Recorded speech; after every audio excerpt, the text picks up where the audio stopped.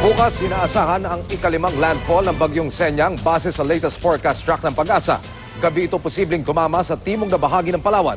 Sa unang araw ng bagong taong ito, lalabas ng Philippine Area of Responsibility.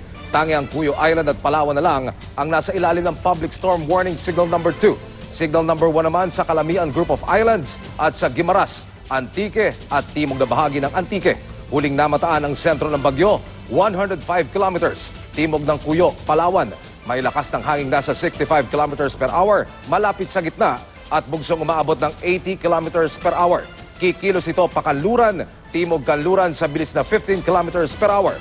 Base sa datos ng The Weather Company, malalakas na ulan ang mararanasan sa Mimaropa at Bicol Region bukas. Uulan din sa Eastern Visayas at Zamboanga Peninsula sa Mindanao. Sa Metro Manila, may tsansa ng ulan bukas mula umaga hanggang gabi. Ayon sa Pag-asa, accumulated rainfall o naipong mga pag-ulan ang dahilan kung bakit matindi ang mga pagbaha. Dahil din siya kung bakit lumambot ang mga lupa at may mga landslide. Bago pa kasi dumating ang bagyo, maulan na sa ilang bahagi ng bansa.